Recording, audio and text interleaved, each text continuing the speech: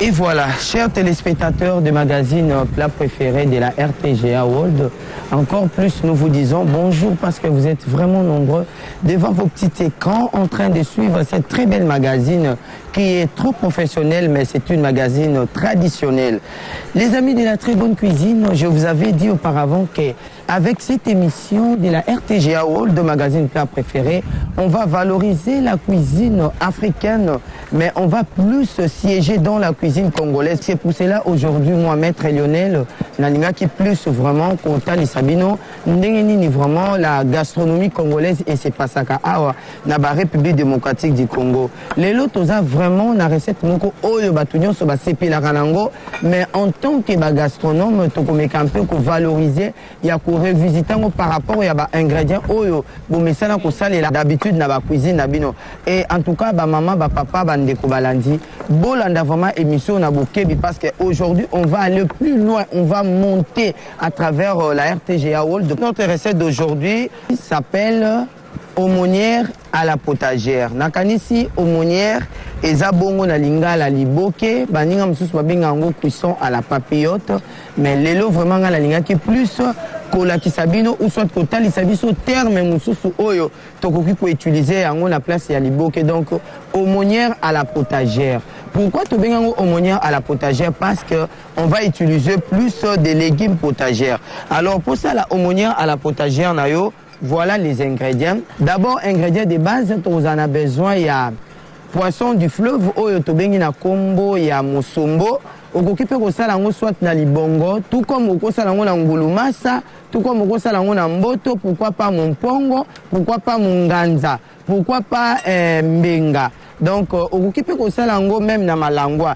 Mais biso lelo to bongisi ko salela liboke na biso na biso to yebi bongo na kombo ya musombo. Wana vraiment na pesi vraiment ba kulaka nyonso ya Équateur lo sako na bino soki ba mongo bazawana ba okozo sakaka mwana muninga nde zoba. Alors na bandi bongo na son excellence monsieur le gouverneur Papa Koyagialo. Et deuxième, toza bongo na poitrine de porc. Donc il faut avoir poitrine de porc frais. Et troisième ingrédient, tu en as besoin de pommes de terre. Quatrième ingrédient, tu en as besoin de des échalotes déjà épluchées, tu coupes en brunoise.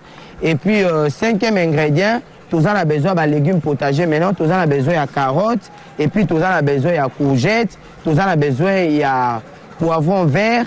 Tu en as besoin de tomates frais. Tu en as besoin de quelques feuilles de menthe. Et tu en as besoin de bouquet moko, de ciboulette. Et tu as besoin de des sélections de piments, c'est-à-dire piment rouge local avec piment vert local. Et tu as besoin de carottes, chers téléspectateurs, pour aromatiser ou soit pour donner encore plus de goût dans notre aumônière à la potagère. On va utiliser des ingrédients gastronomiques tels que sauce for fish, et puis tu en as besoin de zèle, et puis tu en as besoin de poivre blanc pour augmenter l'arôme. Au biso tu conseilles la huile de tournesol. Dans la huile de tournesol, na biso ils ont plus mboka Italie. Alors bandeko balandi quelques conseils nutritionnels concernant la recette na biso ya lelo. Recette na biso ya lelo ba poisson tozo sel la lango bandeko balandi eza ba poisson gras. Alors le quoi eza ba poisson gras eza vraiment plus conseillé na bateau peut-être baza na ba régime moko sans cholestérol ba utiliser ba mbis plus au ya fleuve Congo. Alors s'il faut utiliser, il faut conseiller la plus soit pa mbis ya lac local la tilapia parce que tilapia est un poisson maigre ou bien au qui conseille la poisson local à sol ou un eza ko permettre na bateau baza na ba régime sans cholestérol ba c'est là. Donc il faut qu'on utilise ba poisson où eza vraiment sans graisse. Alors bozomona par rapport ya ba valeur nutritive autozome ka augmenter na kati ya recette na biso toza na carotte. Carotte eza vraiment la vitamine K et puis eza la vitamine A. Carotte pesa la vitamine C eza bien d'abord carotte pour la misu, carotte eza bien pour la bronzer peau. Si vous avez la carotte trop, en tout cas, vous avez un problème, il y a la peau sectée. Alors carotte même pour la banane, même pour la biso badite, eza ko pesa pe miku à makasi. tozape bongo na poivron. Poivron biso toyebi eza na vitamine C. Vitamine C toyebi déjà importance nango na nzoto eza pona ko brûler tout ce qui est cholestérol. En tout cas ba maman na bandako chaque cuisine rosala ne faut pas manquer poivron parce que poivron eza légume moko il y a bien na nzoto na biso bato. Et troisième ingrédient comme conseil toza la tomate. Tomate mire ferme. Biso toyebi que tomate eza na vitamine D et puis tomate eza na vitamine A. Tomate eza na vitamine C. Ba vitamine O nyonso eza na kati ya tomate na biso eza ko permettre biso surtout pour na bana baza na croissance ya malamu. Alors maman na ndako il faut utiliser plus tomate frais na kati ya contenu ya casserole na yo. Toza pe na courgette. Courgette eza légume potager kaka. Courgette eza ko aider biso ko brûler ba cholestérol na nzoto. Courgette eza ko aider biso surtout bato baza na ba problème peut-être net ba maman ba comme na ba âge ba ménopause. Il ne faut pas manquer du courgette na kati ya recette na yo o eza kolamba. Toza bongo na ail. Ail toyebi bien esoignaka amibe. Ail toyebi bien. Ail pe eza ko permettre na mutu ko benda ba graisse na nzoto. Alors il faut utiliser pe ail na kati ya recette na yo. Ciboulette toyebi bien yango eza plus na fer. Fer eza ko pesa mutu o se rajeunisaka de temps en temps. Ciboulette eza ko permettre yo peut-être la maladie telle que la tension, la maladie cardiovasculaire et pour aider plus pour na ndembi na kati ya biloko. Alors il faut que ba temps nini au sengeli ko tia chaque ingrédient eza na temps nango ya cuisson eza ko perdre ba valeur nutritive na moto. Toza pe na menthe. Na kanisi menthe na biso yango yo. Menthe toza ko tia na liboke na biso, c'est pas pour donner vraiment l'arôme, c'est plus pour brûler le cholestérol et puis menthe eza ko permettre na yo muto na ba problème ya maladie respiratoire. Donc oza la maladie à cœur, oza la maladie à rein. Donc ce oza ko melaté à la menthe bi oza biloko o ba sali plus na menthe, oza ko diminuer un peu tôt ya maladie wana na nzoto na yo. En tout cas, il faut utiliser plus menthe parce que menthe eza herbe moko malamu mingi. Et toza pe na citron. Citron la biso yango ko aider biso pour ko brûler tout ce qui est ba calories. Oignon seza na kati ya mbisi, oignon seza peut-être na kati ya biloko toza kolamba parce que même eza la carotte pe eza na graisse na kati na yango. Donc il faut ko yeba yango bien ko atteindre le quoi va lobi légumes donc légumes eza sans cholestérol. Il y a des légumes où ils rappellent na graisse na kati, ma graisse saturée où tout le monde a raté. Et comme amidon, na amidon toza plus na pomme de terre.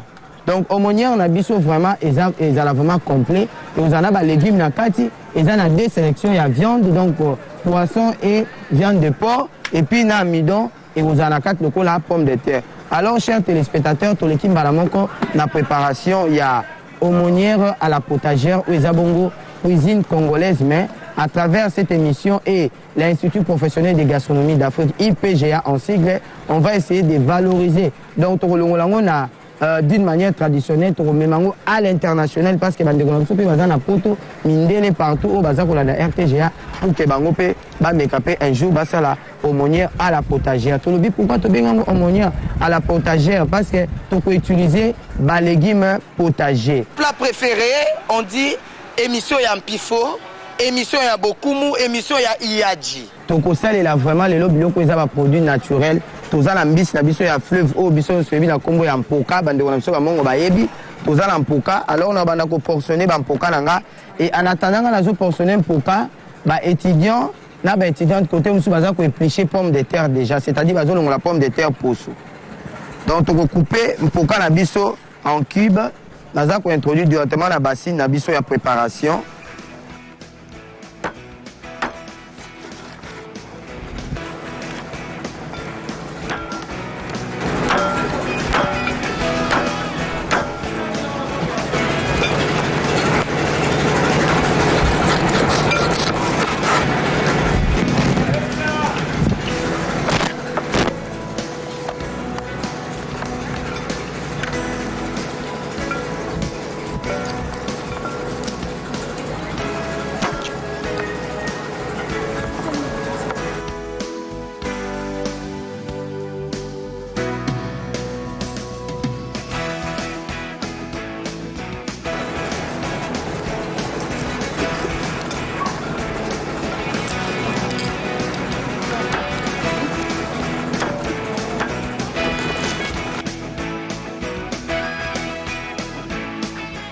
Préféré, on dit émission ya mpifo, émission ya bokumu, émission ya Iyaji. Ah, naza ko portionner ngulu nanga.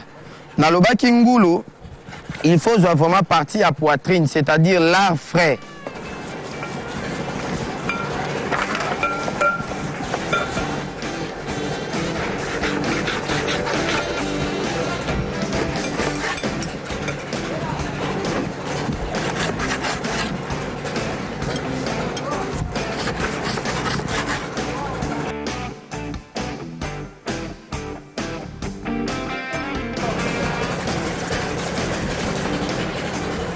Préféré, on dit émission ya Mpifo, émission ya Bokumu, émission ya Iyaji. Après avoir proportionné porc na biso na mbisi na biso ya mai na casserole à vapeur nanga na tie bongo mai ya moto parce que mai ya moto ce que toki toko blanchir viande de porc et puis na viande de poisson na biso. Ba légumes potagères na biso toko kende ko mixer ngo na robot mixeur donc toko mixer za tomate, ail, y compris na matungulu na biso, na pilipili ndambu, nde toko mixer ngo na robot mixeur. Na kozwa ba échalote nanga, na ko diviser ngo en deux. Na ko tiango directement na plateau nanga ya travail. Et na kozwa tomate nanga, na ko banda d'abord kolongola ba pédoncule.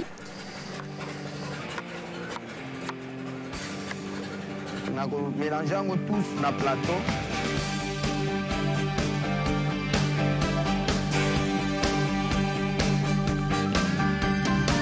Na kozwa lisusu 4 gousses d'ail. Na ko écraser yango et na ko hacher yango finement. Na ko mélanger nyonso na kati ya contenir ya plateau na biso. Tolobaki toza na bouquet ya ciboulette. Ciboulette na biso na ko haché finement émincé.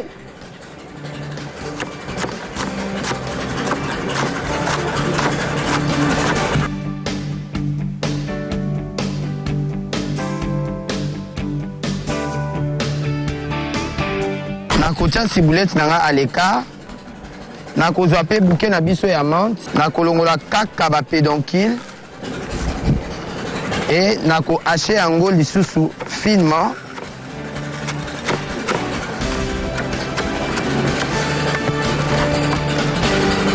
Toza pe na poivron, na kolongola juste pédoncule avec ma graine.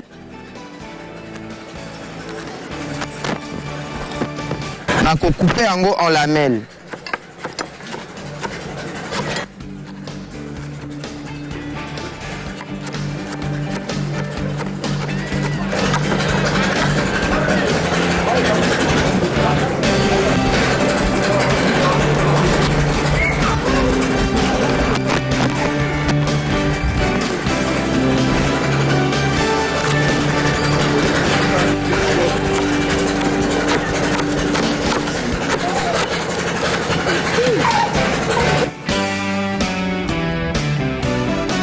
Chers téléspectateurs, tolobaki toza sous na courgette.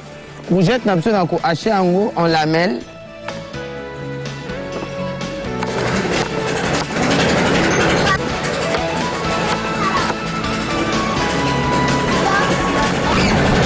Chers téléspectateurs, tolobi toza sous na carotte. Ba carotte nanga na ko éplucher yango te na ko hacher yango na poso parce que vitamine plus ya carotte evandaka na poso. Alors na ko couper yango en rondelles.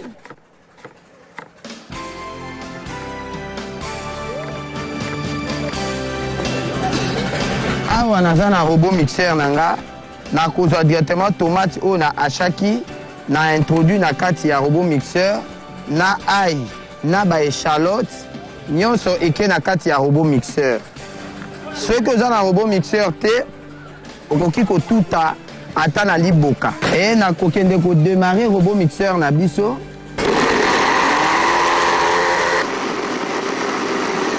Na ko arrêter robot mixeur na biso. Nakanisi omoni vraiment ndenge tomate nanga na échalote na ail ndenge se mélanger très bien. Alors ici à côté nakati ya casserole na biso ya vapeur mai nanga ici ekomi moto alors nakokende ko faire blanchir porc nanga d'abord.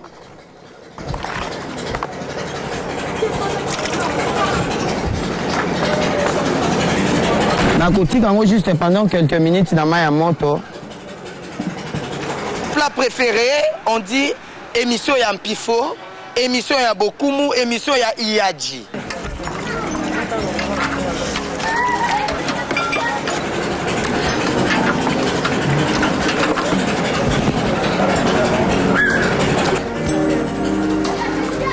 Facile ici déjà pour blanchir porc nabiso. Alors, nous allons faire blanchir les sous-sous, poissons.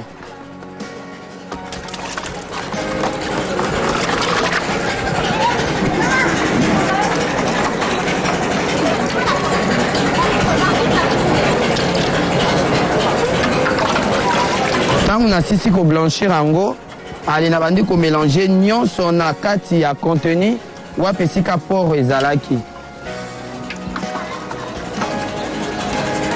Nakozwa d'abord viande na biso nyonso na nango na terrine et après nako mélanger préparation au nyonso na contenu à terrine na biso. Nako bakisa arôme ya crevette ou ya poisson. Nako tia mwa zela na kati ya contenu. Et nako poivrer yango juste légèrement. Nako ajouter sauce for fish.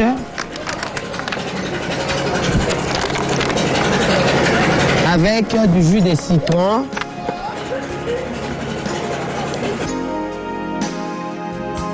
Nako mélanger yango nyonso.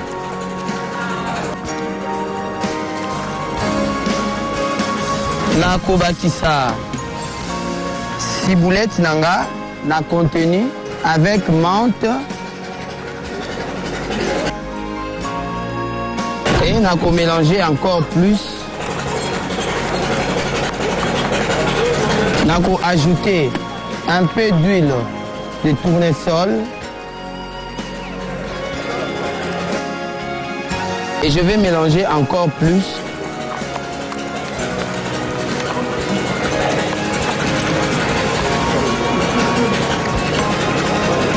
Tolobaki toza bongo na ba légumes potagers. Ba légumes potagers na biso ekobanda kokota tant tokobanda ko kanga aumônière na biso. Na kozwa sélection d'abord ya piment vert. Na ko diviser juste en deux. Na bati na contenu ya terrine na biso et avec piment rouge.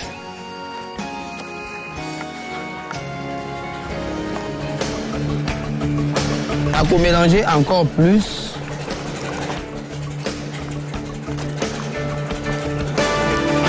Chers téléspectateurs, préparation na biso est prêt.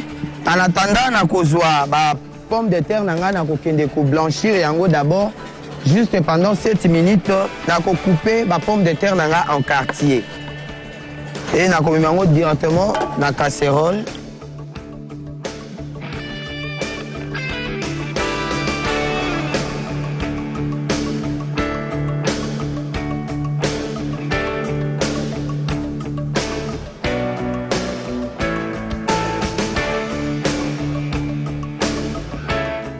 Préféré, on dit émission ya Mpifo, émission ya Bokumu, émission ya Iyaji. To blanchir déjà plutôt pomme de terre na biso to coupaki en quartier pendant 7 minutes et c'est commis à moitié tendre.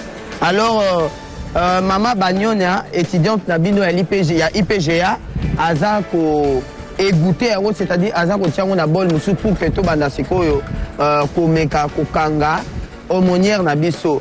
Voilà na pesi bongo mbote mingi na gérant il y a site oyo délicate oyo ya bibiso lelo apesi biso espace oyo poto tourner émission na bino plat préféré au bord du fleuve Congo. En tout cas si délicate na bino nyonso boza à l'étranger na bino nyonso boza libanda mboka boye babon que non lelo soki boye na Kinshasa eza na site moko kombo nango délicate kaka kota Kinchuka awa. En tout cas chers téléspectateurs bakoyambo bien ba personnel moko ya qualité ba belle fille ba beau garçon. Voilà la pesi bongo mbote mingi na DJ Gauche oyo vraiment asimbi côté sono ya site oyo délicate. En tout cas merci tokozwa musuni ya porc totie na kasa, tozwi musuni ya poisson totie na kasa, tozwi carotte totie, tozwi tranche à courgette totie, tozwi ba quartier ya pomme de terre totie, tobati na poivron, tobati na sauce tokangi. Parce que toza na besoin tout ça là vraiment pour liboke moko oyo eza vraiment la nyonso na kasa, c'est-à-dire eza na fécule, eza na viande, eza pe na légumes, parce que toza na besoin ya plat moko complet. Au besoin, si il faut aller un peu plus loin, toko baksana tranche ya ananas na kati. Plat préféré, on dit émission ya mpifo, émission ya bokumu, émission ya iyaji. Pour ça lango bien, il faut na makasa ya Congo. O bandeko na biso ba mongo ba bengaka makasa ya Congo. Donc nazala ba fait ya Congo nga awa. Déjà ici ba longolaki ba filament, c'est-à-dire ba ficelle oyo ya ezaka na sima ya kasa. Alors pour na ba amateur, il faut na bol na moko quelque part.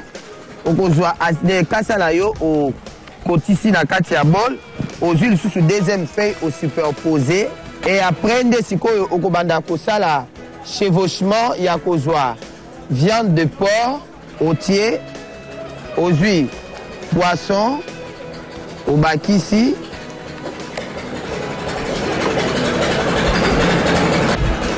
tu rajoutes encore et okozwa directement ba rondelle ya carotte na yo au bakisi, aux huiles courgettes, ôtier, aux huiles poivron au bakisi. Maintenant okozwa forme de terre oyo déjà tokendaki ko blanchir yango, ou ajouter encore plus na contenu ya aumônière na yo. Et pour na kokanga, c'est pas assez difficile. Okozwa kaka deuxième feuille pour rassembler yango. Wana eza plus pour na ba amateur oyo bayebi kokanga liboke te pour na ko faciliter bango. Tango rassembler, allez aux huiles, première feuille, ou emballer encore plus. Chers téléspectateurs, na kanti bozomo na ndenge naza ko pesa vraiment forme na aumônière na biso. Donc liboke so ozokanga yango, il faut koyeba kokanga kasa bien pour na kobimisa pe plus beauté na yango. Makamisi bozomo na liboke nanga ndenge déjà na bimisi beauté nango, et alors na kozwa directement singa na biso nde na kokanga yango. Donc il faut les fermer hermétiquement.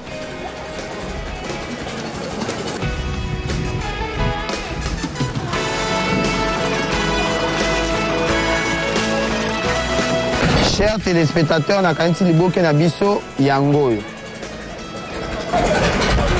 Plat préféré, on dit émission ya mpifo, émission ya bokumu, émission ya iyaji. Na kanisi ba aumônière à la potagère na biso yango déjà c'est commis prête. Na kanti bozomo na ndenge na travailler et longo na ba étudiant na ba étudiante na biso bana basi bakangi bana mba pe bakangi. Alors nazo kende ko cuire yango d'abord na cuisson à la vapeur na kati ya comment dirais-je, casserole na biso à la vapeur. Déjà ma eza na moto eza kotoka nazo kende kozwa ba aumônière nanga pour que na déposer na kati.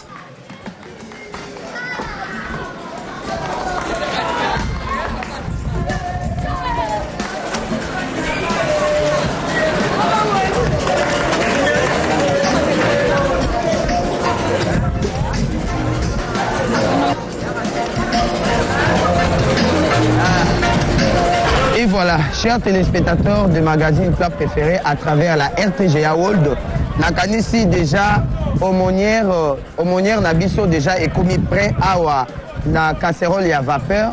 Alors na ko kende nango directement na barbecue na biso balobi barbecue artisanal. Donc lelo vraiment to ngento ça la émission moko purement traditionnelle, mais to menyango juste kaka na monde ya gastronomie.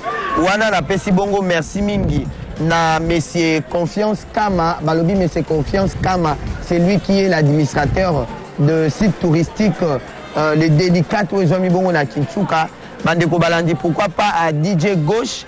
En tout cas, na pesi merci mingi na Dr Trésor Landou, balobi Dr Trésor Landou yo vraiment vedi tant ou mettre na zobela yo zawana ka pona ko pour na traitement. Dr Trésor Landou merci.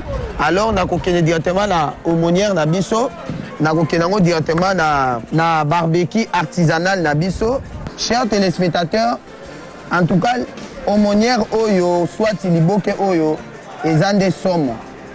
Ils ont vraiment sommes, cuisson nango, ils ont sommes makas.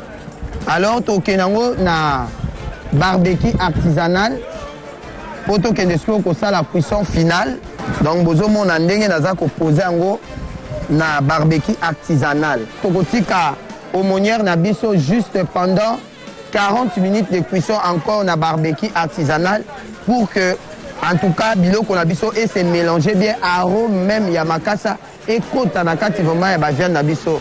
Wana na pesi bongo isusu kaka coup de chapeau na Dr Landou balobi bongo vraiment le docteur le plus célèbre quand de choses pourquoi pas à monsieur confiance kama na bâti touristique mais délicate. Donc merci mina honorable Pius Mwabilu, pourquoi pas na songe ya bambeli balobi le haut sommet Yandre Kimbuta, coup de chapeau pour l'assainissement et la ville province de Kinshasa. Plat préféré, on dit émission ya Mpifo, émission ya Bokumu, émission ya Iyadji. Chers téléspectateurs, nakanisi aumônière à la potagère na biso ezabongo cuisine congolaise oyo to valoriser les lots vraiment to memiango na monde gastronomique ici et Beli.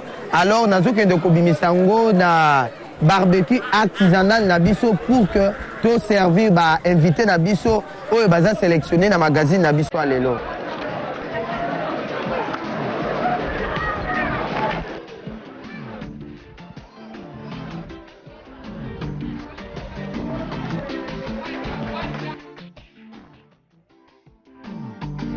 On a vraiment binomoko vraiment des liboke na biso eza présenté vraiment na kati ya assiette. Toza na pomme de terre, toza na porc, toza na comment toza na poisson oyo eza bongo to bengi na kombo ya mosombo, toza na ba légumes na biso quelques ba courgettes, ba carottes et puis na ba oignon na biso na kati bozo mona vraiment ndenge liboke na biso ebimi.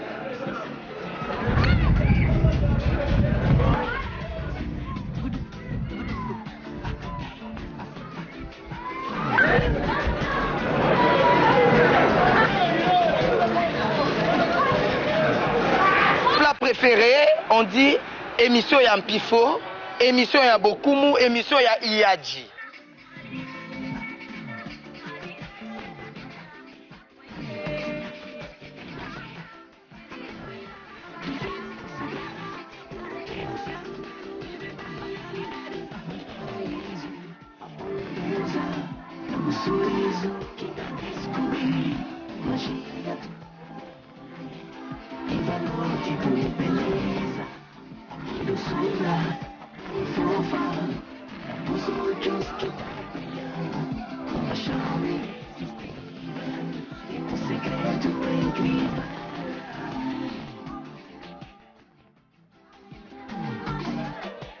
Plat préféré, on dit émission ya Mpifo, émission ya Bokumu, émission ya Iyadji. Problème ça, on va poser notre pierre à mettre Lionel, parce qu'on va charger là, vous comprenez?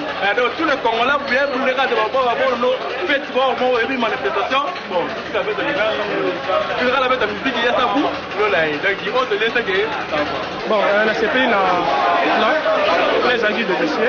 Plat préféré, on dit émission ya Mpifo, émission ya Bokumu, émission ya Iyadji. En tout cas, na kosisa émission oyo te sans pourtant na pesa merci na bato bayambaki biso awa na site oyo les délicats to ezwa bongo la commune ya Ngaliema balobi pota Kintuka.